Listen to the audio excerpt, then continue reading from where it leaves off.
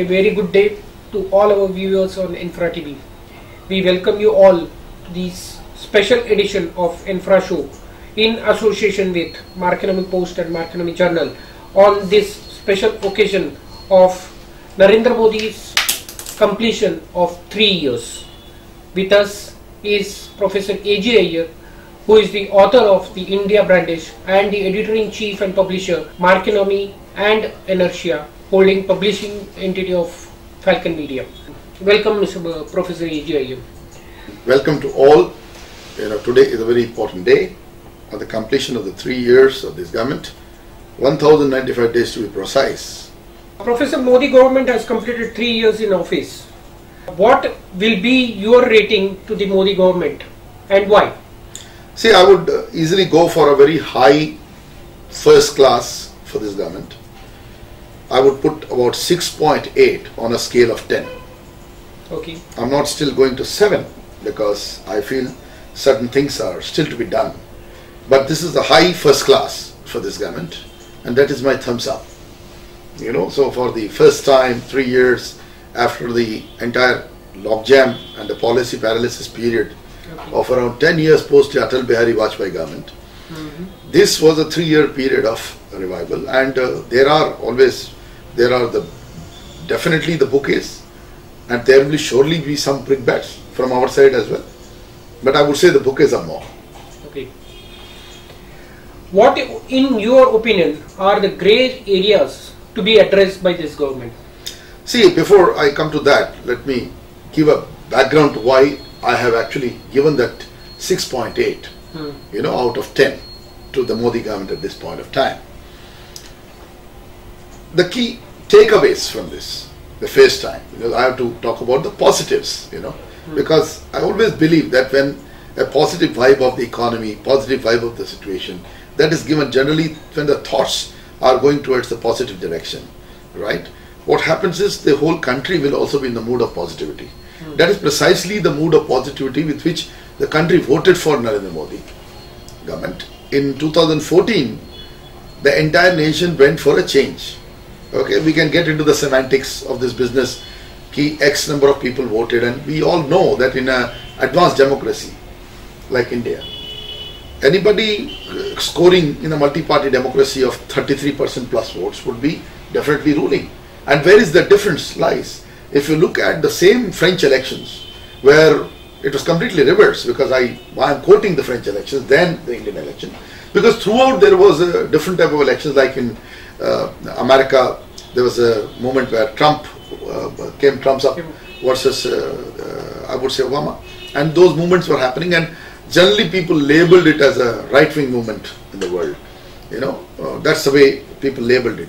And Macron was seen as a centrist. But I would look at comparing Macron at this point of time for India's objective, because Macron is a complete reversal of the path of what happened. According to people, it's a reversal of trend, and a centrist force came into power.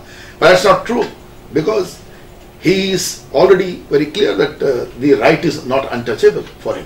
So there is a new genre of politics, and emergence of Modi in India is the point of inflection as well of a new genre of politics, where voters worldwide have rejected the past narrative, and India was no different, and India started the game, if you look at it, because the other changes have only happened now. America saw the change now, Macron, and then I must quote the recent election which was in Iran, because in Iran Rouhani won a mandate second time, because he is seen as a rightist force, more towards the conservatist Iranian, I would say, clergy, but the man who has embraced liberalism in his own way, because he wants to have better relationship with America, and the earlier regime of Ahmadinejad was in conflict with the world.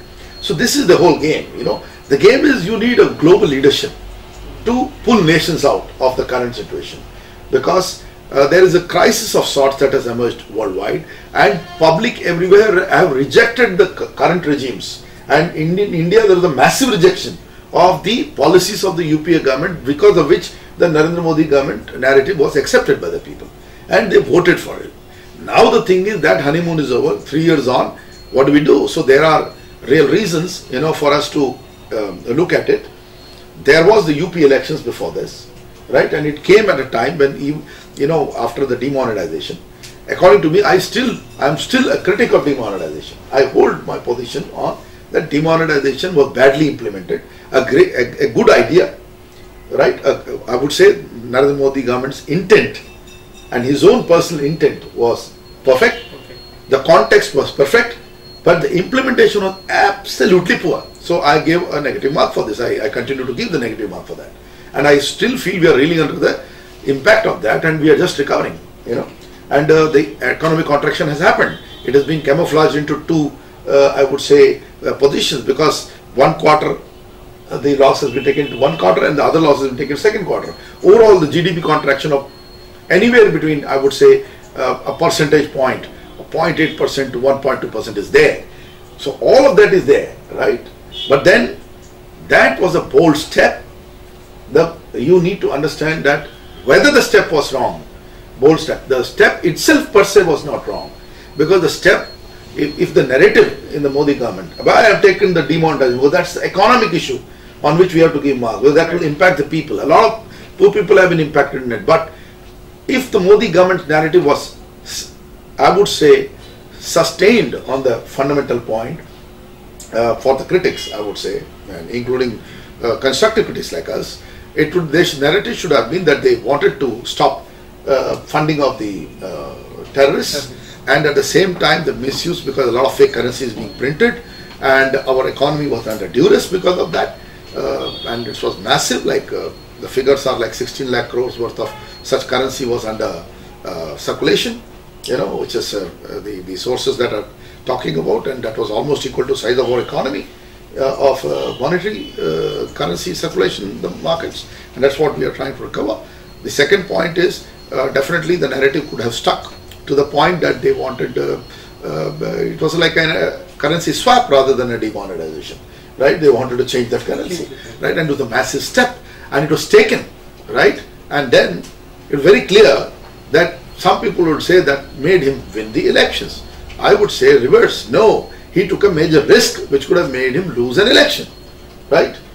And it was the situation, right? But he still got through UP. That means the fundamental faith in the Narendra Modi government, and especially the leadership of Narendra Modi, has been reinforced by the people of India, right? And therein lie, and the story stops there. That means in 3 years, most governments would have come through a, I would say, post-honeymoon, after impact, that people would have already turned against you. It has not happened. In fact, it looks like he is even more stronger than before. And of course, that strength may have not been substantially increased as far as critics are concerned, but it is reasonably good for a 2019 second repeat for this government. And that is where the narrative stands. So I feel, therefore, my marks of 6.8 has to be understood that there is a gap which says you scored a high first class, but you must score distinction, right? So I have not given a distinction to the Modi government. I have given a high first class. And in 10 years of policy paralysis, where I would give the Manmohan Singh government a 4 out of 10 for its underperformance and complete mismanagement, mired corruption, and complete policy paralysis, and India was just looking like a pushover economy in the world. I would say in this scenario, Modi has done well, and we will come up with that rating where now Modi stands in the Marconomy rating as the number 4 leader. First is Putin of Russia, the second is definitely Trump, third is definitely President Xi Jinping of China, and the number 4 spot is Modi, very different from the Forbes rating which put him on the number 9 and other ratings in the world which have not kept him on the top 10. The Marconomy rating keeps him in number 4, and it could surprise you that in the Marconomy rating of the top 10 we have Emmanuel Macron, a new entrant, quickly coming in. We have number 5 Benjamin Netanyahu, Macron as number 6, and Merkel goes down, and in fact the Brexit, the exit that happened in Little Britain goes down to the 20th, the Saudi Arabia goes down, and the two Muslim nations, if you look at it that way, that comes into picture, are 9th for Iran and the number 10th for the UAE.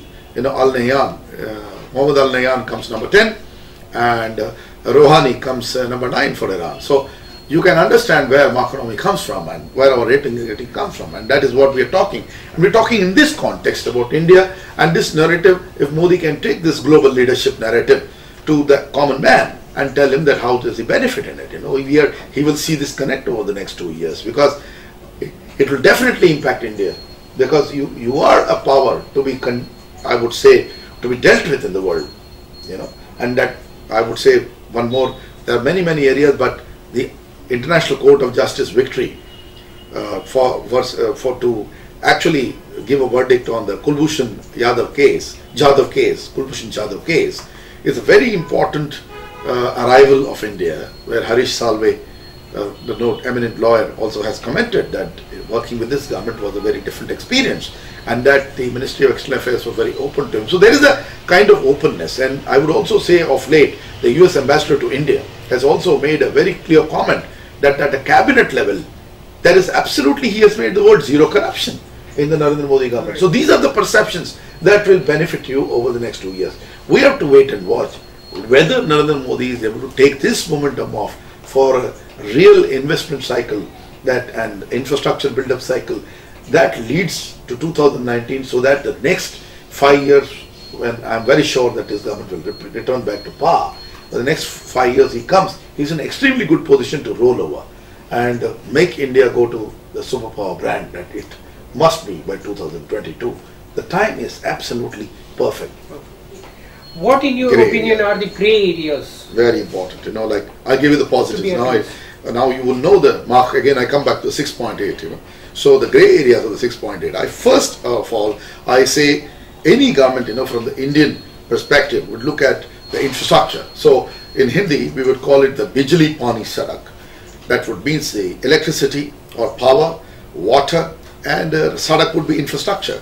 Then Roti, Kapda and Makan, that is the old one, where we call it food, shelter, and or I would not call it now shelter, but housing, food, clothing and housing.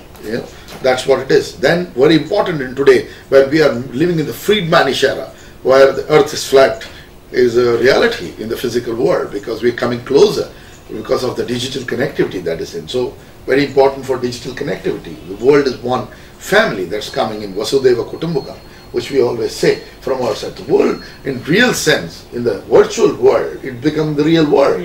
We are interacting as a global community, and naturally we need to integrate. So digital connectivity, and of all people, when you need a gross national happiness and harmony, this is basically a derivative from my exposure to Bhutan, and I love the concept of gross national happiness versus the GDP as a measure, if we can do it, because commercial measures don't work many times. We need to look at the human indices as well. But when you look at human indices in that perspective, then we need harmony, very important, because we need to live together as one community, and that is the question. So gross national harmony and happiness is very critical, and if Modi government can take the GNHH formula, I think they would be better. And that is where I have a problem, to some extent, because I believe that the most important thing in harmony, every other narrative will be different. We'll discuss some of those narratives, but my point is, how does harmony comes into society? Harmony comes into society provided a society has not to fight for its basics. As I told you, the Bijli Pani Sadak, Roti Kapda Makan, digital connectivity, health. These fundamental aspects must be available to people. People must get access to reasonable good health care. They must get access to good education. They must get easily the broadband access. We must be having a digital India here for sure. So all these motives Modi ji has started, he has begun, but they must reach their real conclusions, midway at least, if not complete. So the Swachh Bharat was a great, very powerful abhiyan, but whether our municipalities are doing the justice to the Swachh Bharat, while public is definitely with the Prime Minister. Every citizen will be there with the Prime Minister, because it's a very good motivation, right? And there is a huge awareness that has been brought by this campaign. But what has happened? Then whether the movement of the toilet, do we have the water for the toilets? Now these are the things which I don't think we can blame the Prime Minister for this, because he started something. It must be that he must take on his ministerial colleagues. He must take them, he must not accept any complacency, and he must not accept their marketing pitch with him. So there is a lot of marketing feedback being given, and the common public of the country want Modi to succeed, and because that's the way, because we have seen failures for so many years. After Vajpayee, we have not seen a leader who means business for this country, who loves this country, who has empathy for the people of India, right? But any regime can say anything, but I'm telling you, a lot of people, critics of the past, and for the past 4 decades to 5 decades worth of, I would say, keeping India down, well, that narrative is over. Modi has brought a positivity. In the moment of positivity, I'm not saying that we are not going to look at the other side, but definitely we'll look at the other side. We don't agree to a lot of things that the government is talking about. So one of the areas that I want to highlight here is very important. The driver of an economy is the power sector. We all know that, and I come from being an editor of Inertia. We have taken a lot of issues, and we are definitely not happy with what is happening in the power sector. Imagine that India now, I tell you, I will give you a very interesting analysis which one of the leading demographers, from China has come up, and the demographic scene is now, we understand that according to the latest survey, the Chinese claim of 1.38 billion people has to be reduced by 90 million people, because of the simple reason that the one-child policy has been only lifted 2 years back, and there is an aging population. The demographics is bad, and China has got this problem of one child, and it's also creating problem for how many number of women to men, the male to female ratio. All these complexities have come to China. Yet, so China comes down, I understand, India must have already crossed them. That's what the demographers from China is saying. A very leading demographer is saying this. And he says that China's population will be 1.29 billion and India could be 1.33 billion. That's the official figure, that is assessment figure. It's not a survey, but it's an assessed figure at this point. So we must have already crossed China in terms of being the largest population country in the world. Could be the inflection point at this time, if you look at. Now there lies the point. So what is the access to electricity that we are giving? In terms of all calculations and what the ministry is talking, we have reached 330 gigawatt roughly of installed capacity for power in this country, while neighboring China has got 1600 gigawatt of installed capacity, right, for a population of almost equivalent level or less than us now, right? So this is the real indicator. How do we do? And then you compare that development economics from the point of view of what is the size of the GDP of China. So the interesting part is China has already crossed the $12 trillion level. It could be about 12.8 trillion US dollar in terms of GDP. And India is just going towards the $3 trillion mark, 2.5 trillion crossed, and above, so we may be hitting the 3 trillion area now, right? So this is so the comparison is clear. See the size of the GDP and the population serviced, clearly tells you a direct parameter of provision of the fundamental driver of the core economy, or a moving factor of the core economy called electricity, or I'd say is the power or energy, right? And it is here that we have probably not achieved what we must achieve, and because of the simple reason that how can a country say that we have surplus power? It has been the pitch of our Honorable Minister Piyush Goyal, which I completely disagree with, because there is no surplus power in this country. There are only surplus states in ifs and buts. There could be Gujarat surplus, Chhattisgarh surplus, and definitely you can just end your whole position with maybe Andhra in surplus, a smaller state, and that's it. The story ends there. And there are 30 odd states. There is no surplus in this country. There are regions of deficits. There are regions of problem. Then come to the point. India during Vajpayee's time had hydropower, very important, because not only a question of power, it's also a question of water, and it's able to be a spinning reserve. It can come and go and plug and play. It is the highest conversion electricity with 58% energy conversion.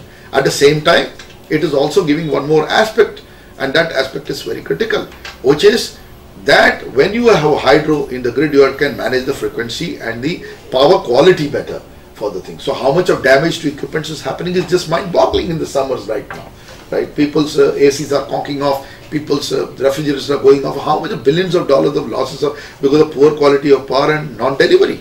And imagine the power offtake of 330 gigawatt stands at 150 gigawatt or even lesser at times. So the government takes up this figure and it knows the big gap, and then they say that we have brought down the electricity shortfall to a level less than 1%, which is completely wrong, because in India many villages are still going without electricity for about 12 to 18 hours a day. Average 8 hours a day is still going on, right? They must have done the nitty-gritty, and there is a target of giving, at least talking about power for all, by 2018. But it will not be for all households. It will not be going down to the grassroots level, but that to all households will probably come by 2022. But in a general sense, that they have electrified all the thing, and all villages would stand electrified in a power for all situation, which, because the Modi government's pitch is definitely for the rural economy. They say rural, everywhere we are ready to send electricity. So to that extent, it is true that it is happening compared to the previous governments, and it has happened reasonably quickly. So I would say electricity sector or the power sector is the gaping gap or wanting hole over there, and Modi government must quickly address this, and the marks are lost there. And I am very sorry to say the spokesperson after spokesperson comes and say we achieved great in power. I am saying that's the place where you have not achieved what it must. There is a huge NPA in the power sector. There are projects are stalled, thermal projects are stalled, and now the hydro, pathetic. Now it's come to 10% of the share. But by this time the hydro share was 27.1% of the power, 27.1% of the national power generation mix. So these are hard facts and truth in the whole story. So if the truth is not seen, and if we are not addressing, for example, now the Subhanshri project, which is complete 80% in Assam, 2000 megawatt, and there is also the middle Subhanshri and others which can actually add about 4 to 5,000 megawatt onto the grid and can make Northeast a superpower, with Assam becoming the masthead of the whole game. What has happened? That project has seen no movement, and hydro has been completely neglected by the ministry headed by Mr. Piyush Goyal. So this neglect to hydro is very important to look at, and this neglect cannot continue even for a minute. And the other point I am going to say, we are Tommy, and we were the ones at REPA in this who made the report called Rashtriya Urja Saur Mission, which is a white paper which talked about 100 gigawatt solar, 50 gigawatt to be minimum, and 100. What has happened to that whole thing? China started along with us. 3 years back, China was at the same place at which India was. That was exactly the benchmark when Narendra Modi took to power, and he was a successful man, building the solar park, bringing the prices down. He did all that in Gujarat. We worked with him as inertia at that point of time. We have covered all that. But I'm very surprised that exactly reverse has happened. Today on the grid, after the exit of Tarun Kapoor and after the secretary, the former secretary Upendra Tripathi has left, there's a new team which is trying to do some work, but they have to understand the things. But what we have done is, I understood from the Honorable Joint Secretary at the time that by June we would get 17 gigawatt to 20 gigawatt on the grid. 17 will be minimum. But today we are only at 12.28 or 12.5 gigawatt on the grid, right? And neighboring China in the same period has achieved 77.4 gigawatt. That was 31st March 2017. So we can't just keep patting ourselves. So whether it's a hydro, whether it's a hydro 600 gigawatt in China, and what is it? We are at 49 point some gigawatt. So I think we need to really question our performance. We cannot run a 100-meter race at something like 12 seconds and say that we are going to compete globally. We must be under 10 seconds, closer to the 9 second to be a winner. This is my point. So with all the mess, the grey area I have already stressed. Other than that, I feel there is good work being done by ministers like Nitin Gadkari. There's very good work being done in the physical infrastructure. I think he is one of the star ministers who's done very well. I'm specifically naming. I don't want to name or unname others, but I mean to say, I'm giving an example of performance, right? So you need ministers like him, to give results to the country. We need roads, we need ports, so you need to put performing ministers on the job. I would say I'm definitely not satisfied with the work in the finance ministry, because the implementation of demonetization, post-demonetization was completely found wanting. And I would say, like for example, certain ministers are holding more portfolios than they should hold. 4 or 5 portfolios to one minister could be dangerous for Narendra Modi. So he has to find good people. I'll give you in a power sector. Why I come back to power? It's my It's a driver of the economy. It can change the game. It's a game changer. So power and renewable energy together is a game changer. We must come back to thermal, which we have said. 18th April we made a report saying Modi government will come back to ultra mega and ultra supercritical. They are coming, but there are also issues, you know, they have to handle. There's a court decision on the 8,000 megawatt worth of Adani and Tata super thermal and ultra mega projects in Mundra. Both the projects are going through a absolutely missive because the courts have not allowed fuel as pass through and they are not in a position to operate. So these are all the things that the government has to handle. The government can't say we are, and this is gone to the regulator back, right? So quickly they have to sort it out. These two are the largest companies in the country with the largest index of thermal. So then the moment the thermal power comes down and its index comes down, you will be again in crisis. Because you have a problem with hydro, you have not achieved substantially, only solar is moving. So minus solar, I don't see a good story. Even the wind is faltering back, wind is only recovering now, right? And government must actually be very serious about this, and too many portfolios to a single minister may not be good, because I will remind Modi ji of the success of the fantastic team of a junior and a senior minister, which was P.R. Kumar Magla and Jayanti Ben Mehta, and that's where we have to come to. We have to come to that Vajpayee team. You know, this kind of a team can only perform and give results in this country. So I would say review what is there, review the portfolios, let people take a limited amount of work in different area, let them be given the specific objectives, then the results will be out. Otherwise there will be failures, because just going and making some PowerPoint presentations in areas where clearly experts are having hard figures can be dangerous, because at the end of the day you may win an election but actually it does not benefit the country, right? Because if we don't have the electricity to drive the economy, if we don't have the power to drive the economy, if the conducive environment is not there, projects are stalled, it again brings us to the same logjam situation, and it will end up as NPAs in banks. And that has been the story, and that narrative has marginally changed in the power sector, and I would like that to change, like it is changing in the infrastructure to some extent, but not in the power. Professor, there is also criticism on the government by reports, for example, premises and realty provided by the so-called civil society of India. Exactly. That is Vadana Todo Abhiyan. What is your views on this? See, I tell you this, when I see the list of people, this is the report that Tyagarajan is talking about, my colleague. This is the report that is coming in, you know, if you see this report, and this report is produced by a civil society initiative, so-called Citizen Report on 3rd year of NDA government 2000. I cannot believe, and then I see people's name, I don't want to name, but one name I see in the top, Akar Patel. Now these, and then the first one is the human rights violation. It looks like a narrative coming directly from the apologists and the anti-India activities that are emanating at Kashmir, and then it is also at the JNU, and it looks like a report made by such people.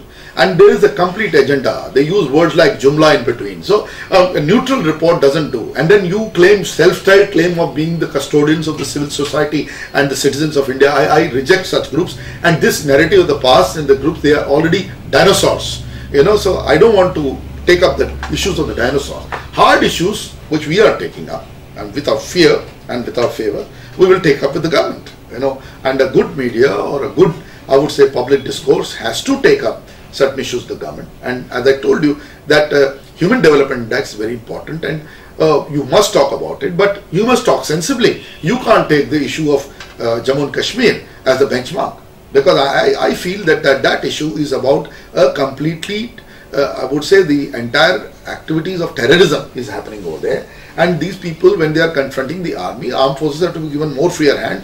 And I think the government, in fact, I am critical of the government that they are not going all out. And if the government, relationship with the Mehbooba Mufti government is not working out, I think it calls for definitely tough, fast governance rules and taking Pakistan on. I don't believe that we can handle in the way. All the Pyar Mohabbat Coca-Cola has to be over in the case of Kashmir. This is indivisible part of India. We must send a message now. It's time to come. We can't deal. After the surgical strike, if those people are not changing themselves, let the army do its job and let's go for it, you know. I think people are worried, but there is always, sometimes in history it comes, sometimes to bring peace you need to embrace the situation of not war but at least battle ready and show the eye. Remember Kargil, Vajpayee did everything possible with Musharraf, a military dictator. A Democrat was dealing with a military dictator, and one of the world's best statesmen, I would say Atal Bihari Vajpayee ji, was dealing with him. Can you imagine what kind of thing we got out of it? I praise Vajpayee for what he did. He showed them what he can do in the Kargil conflict. They claim 3,000 were dead, but I am telling you 5,000 were dead. Roughly 2,700 to 3,000 soldiers and 2,000 jihadis. They went down the drain. Pakistan refused to take those bodies. It is India which actually gave them a decent burial as, I would say, soldiers of war, whatever. And the jihadis were definitely also buried. So I am very sure about how the Indian army deals with it. But I am telling you, we had to finally clear our own territory. We paid a heavy price of losing 500 odd soldiers, A-grade soldiers of ours. But I am telling you, we did show Pakistan their place in the Kargil conflict. And it is not a conflict, it was a mini war, it was a war. The last one we fought with them, with Pakistan. And we can't expect them to change. They will continue to fiddle. And we can't treat these things. And then talking of human rights in a situation where the human rights of the army is not being discussed, the killing of the very young soldiers, the Kashmiri soldier who was actually killed when he was on a holiday, murdered by the terrorists, that's not being discussed. So many issues related to this are not discussed, and only a single point discourse of the apologists and I would say the narrative coming from across the border, and then the weak needs, low spinal cord politics of the local politicians of Jammu, I would not say Jammu and Kashmir, but Kashmir Valley, and in J&K. That is a very sad state of affairs, but that needs a very tough deal. I would like, Modi Sahab to remember, Lal Bahadur Shastri ji, took him 7 minutes to tell that Pakistan has to be taught a lesson. So on those issues, my view are very tough, and I don't think that here discussion will come on human rights. Discussion will first come on the human rights of our soldiers, which have been violated for several years, and the destiny of India, which has been kept hanging because of one state, and that cancer has to be removed. And if it has to be removed, then we have to definitely we have to go after the territory that is not in our command, which is the Pakistan occupied Kashmir. We have to throw them out of that. And we must tell China that China-Pakistan economic corridor is a matter of discussion with India, failing which that infrastructure is not safe, which Modi, to his credit, Narendra Modi and his government has already clearly told, and they have rejected in the Belt and Road Initiative of China and the One Belt, One Road Initiative. Already India has rejected and has not been party to it. 65 countries were there, and we know what kind of failures are happening in that. So this equation over here is a tough Prime Minister, a strong Prime Minister. Look at him in that way. And such reports, I'm sorry, they will be relegated to where they should be. Good. Professor, what is your opinion on the Honorable Prime Minister Narendra Modi's New India? As the author of the India brand is the super well respected and acclaimed book, India brand is, that is Superpowering Brand India by 2022. Right. See, this was the first book that I wrote with my late brother, Prakash Iyer, who was also our executive publisher. We all know, we're indebted to Prakash for what he did. And this book is India brandished, Superpowering Brand India, if you look at it that way. So, what is the narrative? India brandished, Superpowering Brand India by 2022. And we have returned a diamond jubilee of a great democracy. So the new India, the moment he announced, he was saying that I'm not looking at 2019, I'm not looking at this, I'm looking at 2022. So the narrative has clearly come from this book in 2003, first edition, which was given to Vajpayee Sahab. And Vajpayee, at the time, unfortunately, they lost out and the election. But then he wrote back to us that this was a wonderful book to be implemented, and we had first time brought ideas like investment for inclusion, which was adopted by even the Manmohan Singh government as the inclusive growth. And now what you see as the Sabka Saath, Sabka Vikas is nothing but the same formula. So I'm very happy, full credit to Narendra Modi ji that he's taking the views of what are written, people, and implementing in his own fashion. He has his own right to take it forward in his own way. So full credit to him for doing that. I only hope that he can call civil society real civil society people, real, I would say, intellectuals like us who are not yes men, but we will definitely stand with him. We are not going to say always yes, but we will definitely say wherever we have to say no, we will say no. But we are very sure that we will definitely appreciate when the government does the right thing. So, irrespective of whichever government comes, in future also any other government comes, we have nothing. But I am saying that governments must not fail its citizens, that's for sure. But then when we say that we had a rider, there is no right for any other group which has actually lost and their agenda is there and they are coming with an agenda of destabilizing the government. That is also very dangerous. So I would say you have a Prime Minister here. I don't think anybody should have any doubts about that. That Narendra Modi is our Prime Minister. Yes. I am very clear on this point. Narendra Damodar Das Modi is the Prime Minister of India. It is definitely our, I would say, pride, our, I would say, honor, and we would not like our Prime Minister to be shown in any poor light or a negative manner. And for that matter, if anybody wants to call anybody a bhakt or anything, we are no bhakts. We don't agree with him on everything, right? But when we disagree with him, we have to disagree. But do we disrespect a Prime Minister? That is the worst part. You can't, right? So therefore, if you had equal respect for Manmohan Singh, then better have good respect and decent respect for our Prime Minister. He is the Prime Minister of India. So that is my contention with all the other critics, because the critics of democracy must be real critics. They must not have agendas. They must not have personal agendas. So I am seeing the personal agendas not ended. They're coming via Gujarat. They still continue to talk about riots and all those kind of things, and they always take up situations of the past. In Hindi they say Gade Murde Ukharna. That means they are actually digging the old graves and finding the skulls out and the skeletons out and then saying these skeletons are lying there. It's unfortunate, because there is a new India narrative for sure. I'm very convinced that the new India is to make India superpower. 2022 is the 75th year of India. India brand is superpower and brand India says that. It has got enough. Modi Sahib will take all that, I'm very sure, and definitely add his own. He's a Prime Minister. He will take it forward in his own style. He's got his own style, full right for him to take it in his own way. With 2 years, that is 730 days to go for the Prime Ministership's next election, what is our advice to this government? My advice to Narendra Modi ji is be tough first across your own people. Your own ministers must be taken on where the performance is not there. Public gets fed up with that only. Public gets frustration from only one point, that they love a Prime Minister. They love the leadership. They are with you, in thick and thin. They will vote for you. They will criticize you, yet vote for you. People like me will continue to criticize where it is required, appreciate where it is required, but always come back to a good Prime Minister's delivery. And will even vote for you, so crazy. And this will keep happening, because it is very clear that we need to give this Prime Minister a chance again, for sure. And that's my take. I do not know what is going to happen in 2019, but my own sixth sense and gut says he is our next Prime Minister. Like I predicted in August 2013, when Modi ji, in the Marconomy, we had written on the cover, when Modi ji was not even selected as a candidate. That time we had said that he is your next Prime Minister. People went after our Marconomy and said, come on, how can you write like this? How can you make? We had our analysis, we had our position.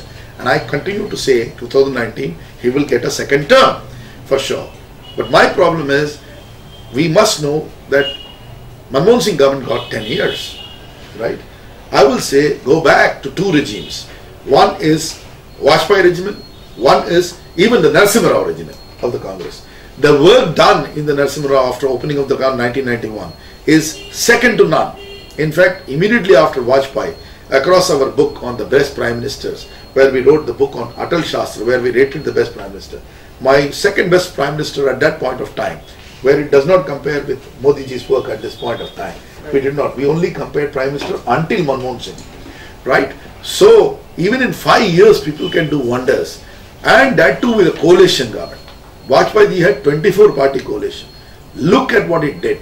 The Golden Quadrilateral. It is not only a starting point, it is the pillar of strength on which is moving today. On this day, Modi ji has actually inaugurated that bridge in Assam, right, which is close to the 100 meters, within 100 kilometers of the Chinese border. Again, when you look at Golden, who was the Mantri? It was same Nitin Gadkari. So that the same set of people are available to you. So it is a very good position, because I would say what he did with Golden Quadrilateral is he opened up, Vajpayee ji opened up the choked arteries of India, and he gave, even in the book we have clearly said that digital revolution also in a way was up by Vajpayee ji, and Vajpayee was very clear, like he took forward the Lal Bahadur Shastri's I would say theme, which was Jai Jawan Jai Kisan, unhe Jai Vigyan laya. So basically, and today we give all lip service to Atal ji, but we better, instead of the innovation mission be real, the future will be real. He was the guru of Narendra Modi ji, surely, and the Shishya will be also doing fantastic, and I'm very sure that he will do even better. You know, so that's my point. So I say it's a moment of history.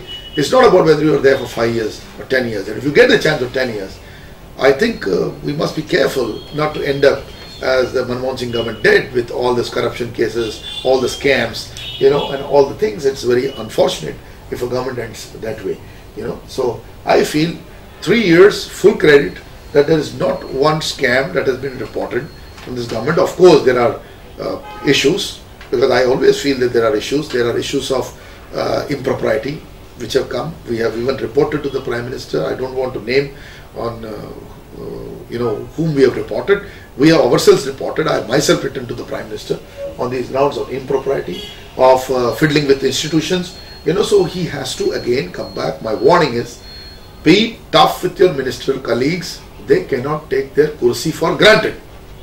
Right. So Modi will succeed, and India will succeed, and we will all succeed. I am very sure we have a great future in 2022, and that is, we could be the number 3 economy, and with a very powerful number 2 Prime Minister. Modi would be only, I feel, second to Mr. Putin by 2022. That is my prediction. So he would cross Chinese premier in that ranking and rating. You know, that's my surety. That's the way I see for global leadership. So if I'm seeing it that way, so that means even Trump would be trumped. Yes. In my books of accounts, right? So after Putin, it will be Narendra Modi. That's my prediction, and I've rarely gone wrong. Great, Professor. Thanks for this exclusive interview on ENFRAtv.